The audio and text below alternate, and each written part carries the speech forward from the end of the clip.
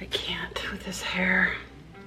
Imagine having a large toddler, misbehaving toddler permanently attached to the top of your head.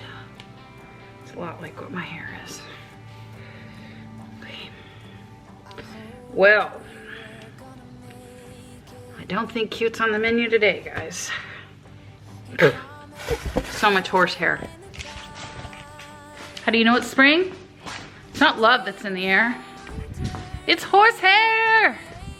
So today, I thought that I would try out a couple of different grooming tools that I have in my grooming bucket because these guys are blowing their coats. That's Copper. Hey, Copper.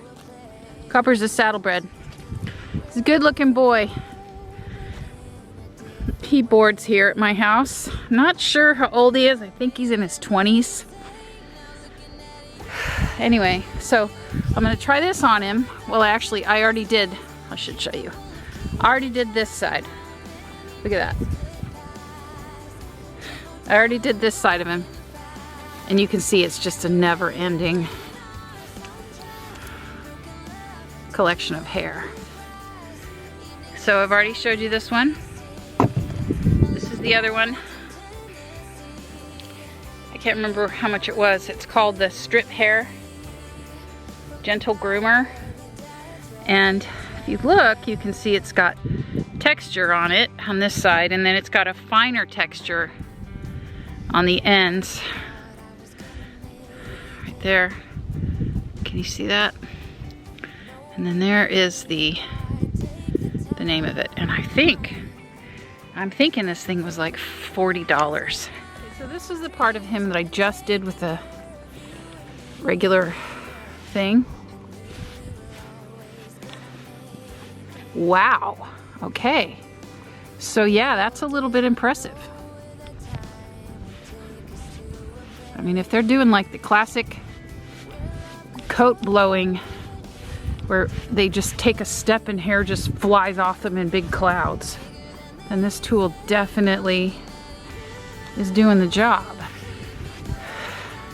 Let's see how much more we get off the other side that I didn't do with the metal curry comb.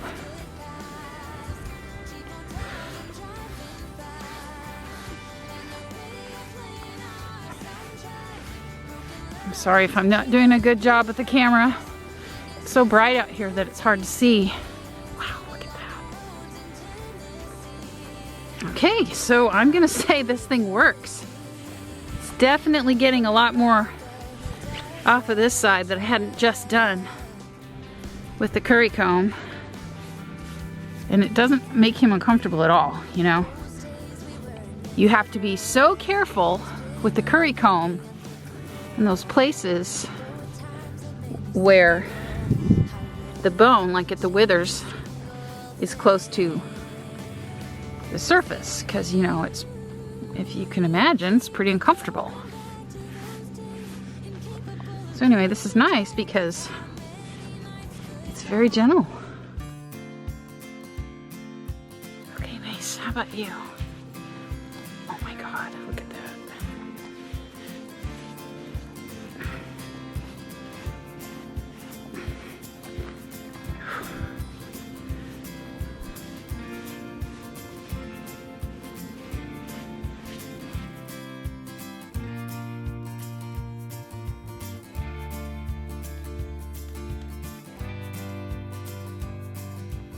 Okay, so I feel like I'm covered with hair, dirt, hair in my mouth, hair all over my clothes, piles of hair in the pasture. But these are the days of hair and mud. In conclusion, I think the strip hair groomer worked great if they're blowing their coat. I don't know that it works $40 worth. But it definitely, you know, it definitely pulled the hair out. It does create some static, I think, because there was definitely some staticky noises, and I didn't get shocked, and I don't think the horses got shocked either, but you could tell that it was creating a little bit of static when I was grooming him. So And it wasn't real effective on a Macy who's got a super thick and curly coat. Okay, I'm off to fill up water troughs, and then I'm gonna go wash all this horsehair off of me.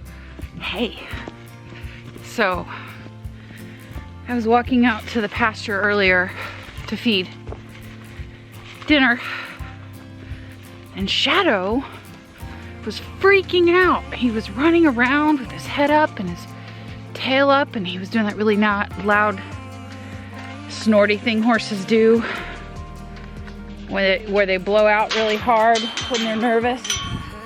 And I couldn't figure out what was going on. And then I walked out to the end of the pasture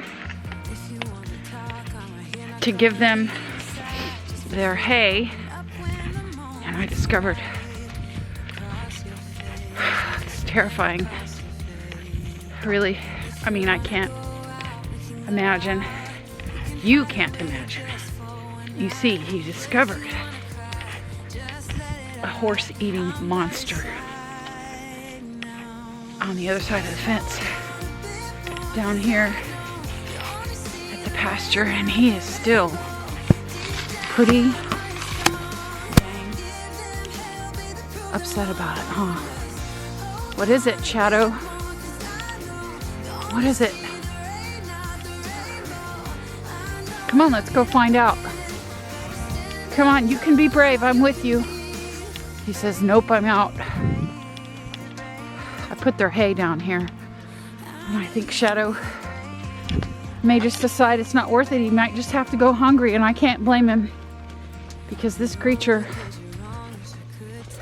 clearly, it's not hard to understand why this creature strikes fear in the heart of my brave horse.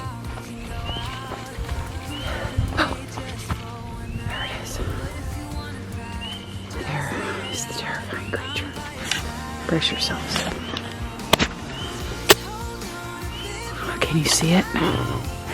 It's coming towards us. Oh my God. It's coming here. It's probably going to jump over the fence and devour my innards.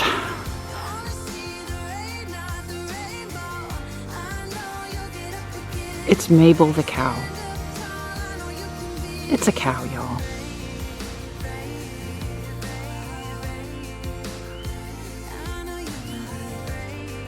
So goes life on the farm, and I realized earlier that I've actually spoken to more horses and cows today than I did humans, which in my book always makes it a good day. And also, read it. It's not wine, people. It's vodka. Cheers.